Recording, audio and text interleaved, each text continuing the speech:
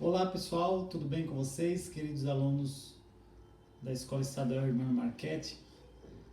Professor Roberto, nós vamos falar hoje sobre frações equivalentes, certo? Dando continuidade à introdução sobre frações que vimos na aula da semana passada. Tudo bem? Gostaria primeiramente de mais uma vez pedir desculpas aos alunos do sexto ano B, que infelizmente não conseguimos nos comunicar, né, na nossa live da sexta-feira. Vocês só estavam me ouvindo, né?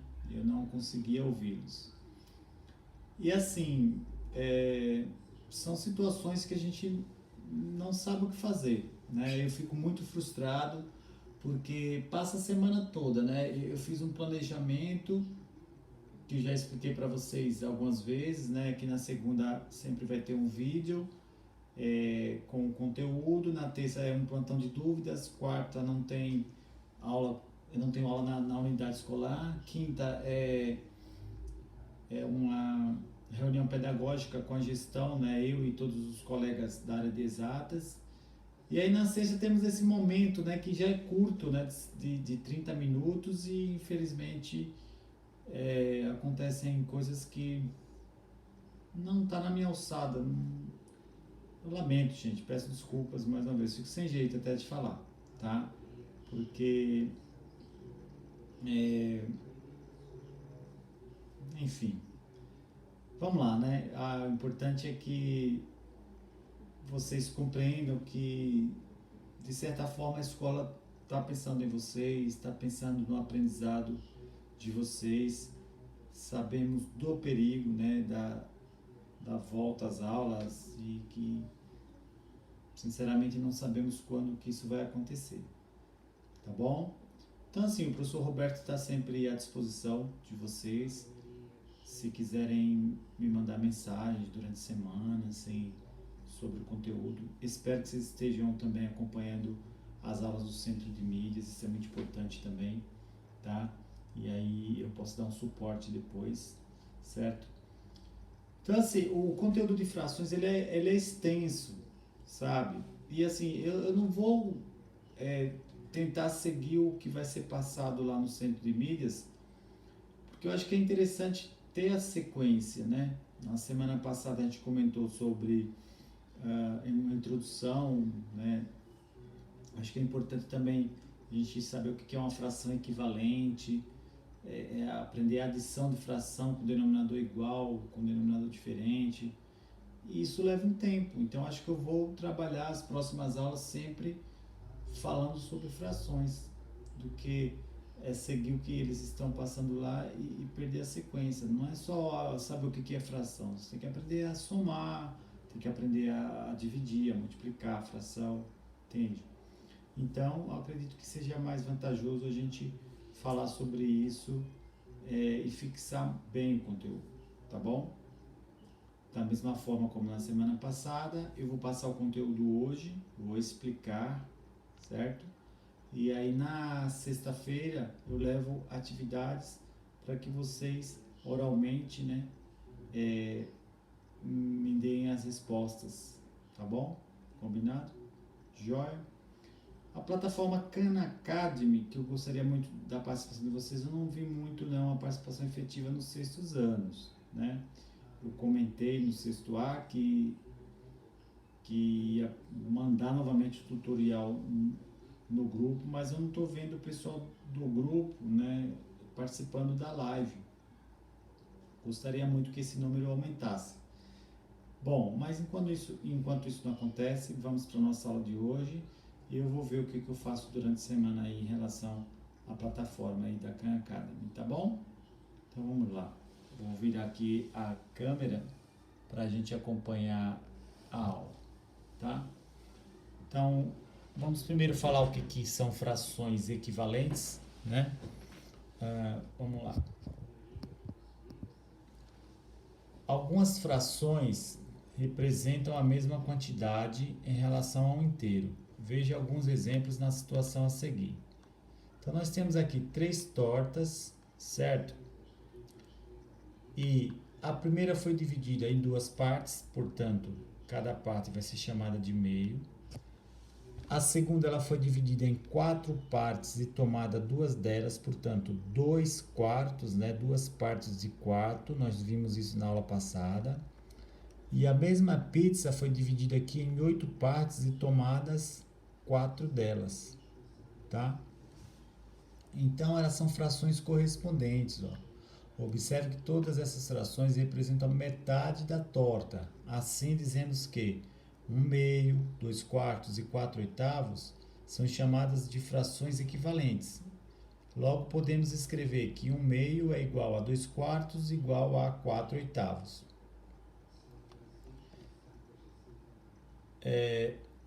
Então, qual que é a definição de fração equivalente? São frações que representam o mesmo valor, né? O mesmo valor em relação ao todo, certo? Se eu pegar a pizza, dividir ela pela metade, aquela metade ela pode ser considerada também como 2 quartos e 4 oitavos. Você vai comer a mesma quantidade de pizza. Quem dera, hein? Agora seria bom um pedaço de pizza. Então temos aqui mais alguns exemplos. Ó.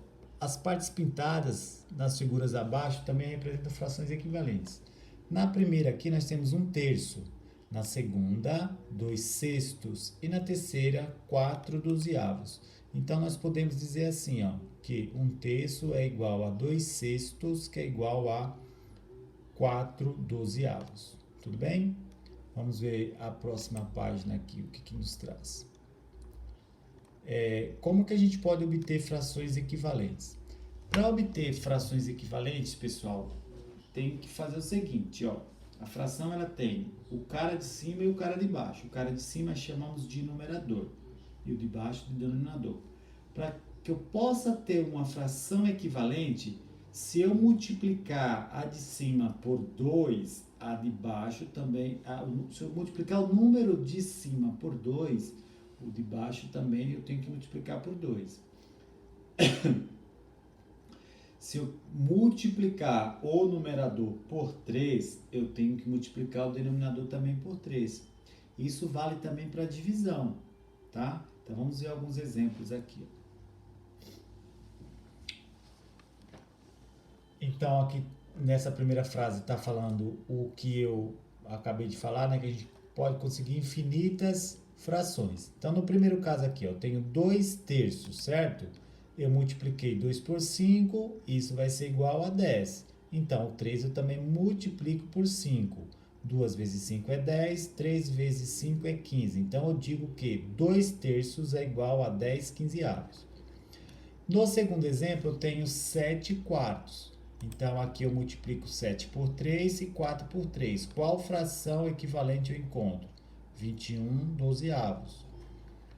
No terceiro exemplo, eu tenho aqui 27 dividido por 3. Então, o 12 eu também divido por 3. Veja que é possível você multiplicar ou dividir pela fração.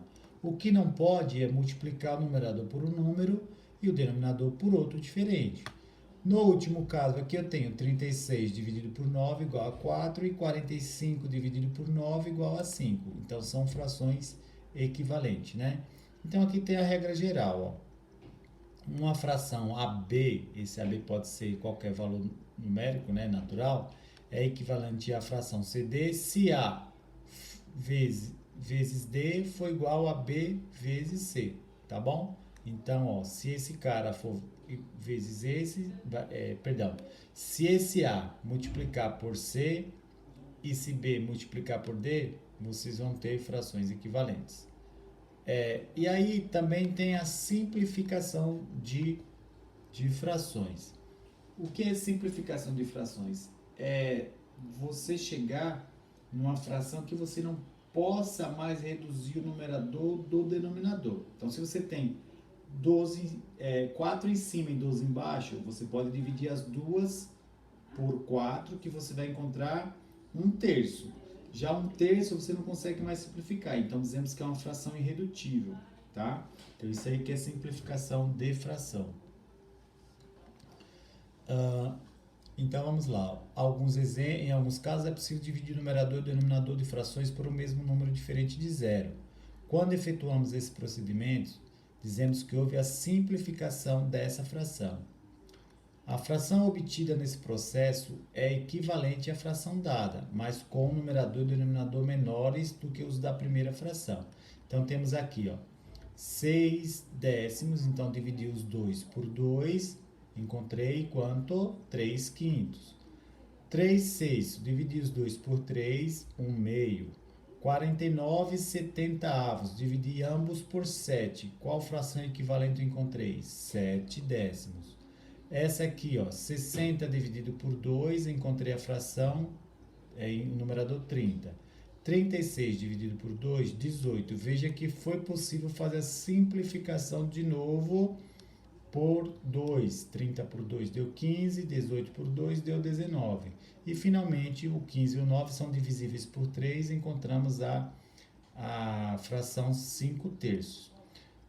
Nós poderíamos dividir direto aqui, ó. O 60 e o 36, eles são múltiplos de 12. Então, se eu dividisse 60 por 12, eu encontraria o 5, e 36 por 12, eu encontraria o 3, certo? Ah, tá, ele já mostra aqui embaixo, já está aqui embaixo comentando o que eu acabei de falar, ó. Tá vendo? Falando que seria possível fazer isso, né? Aí aqui ele comenta sobre números primos, né? Quando simplificamos uma fração e obtemos números primos entre si, dizemos que a fração é irredutível, ou seja, que elas não podem ser mais simplificadas. Nos exemplos, 3 quintos, 1 meio, 7 décimos e 5 terços são frações irredutíveis, né? Aí aqui ele comenta, né, sobre números primos. São aqueles que possuem MDC igual a 1. Número primo, o que é um número primo? É porque ele é parente de algum número? Não, não tem nada a ver. A palavra primo, no sentido matemático, que são algarismos, né, que dão origem a outros, tá? Esses números, eles só têm dois divisores, ele mesmo e o número 1. Então, o 1 é primo, o 2 é o primeiro número primo e inclusive o único número par que é primo. O 3, o 5, o 4 não é, professor? Não, por quê? Porque 4 divide por ele mesmo, por 1 e por 2 também. Então, 4 por isso que é primo, ó. 2 vezes 2 é 4, então a partir do 2 eu consigo 4. O 5 é primo? É primo. Ele não tem nenhum número que gera ele, né? É só ele mesmo. 1 vezes 5 dá 5. O 6 já é produto de 2 vezes 3, que são os dois primeiros números primos. Deu para entender? O 6 não é primo. Professor, que nome dá quando o número não é primo? Tio? Não, nada a ver. O número é composto, tá? Quando ele não é primo, ele é composto. Tudo bem? Então, de 1 a 20, assim, só para a gente gravar aí os primeiros números primos. É o 2, o 3, o 7, o 11, o 13, o 17 e o 19. A lista é infinita, é óbvio, né? Mas não vamos entrar nesse detalhe agora, tá? Bom, eu acho que para nossa aula de sexta-feira, vamos parar por aqui, tá? Então, nós vamos fazer esses exercícios aqui, ó. Tá? Nós vamos encontrar algumas frações equivalentes a essa, certo? E vamos descobrir aqui se temos frações equivalentes nesses exercícios também. Mas isso são cenas do próximo capítulo, certo? Na sexta-feira, vamos pedir a Deus que nada dê errado, que a gente possa ter nossa videoconferência numa boa, tá bom? Então, até lá, aguardo ansioso pela presença de vocês virtual, tá bom? Um grande abraço do professor Roberto e um bom final de semana.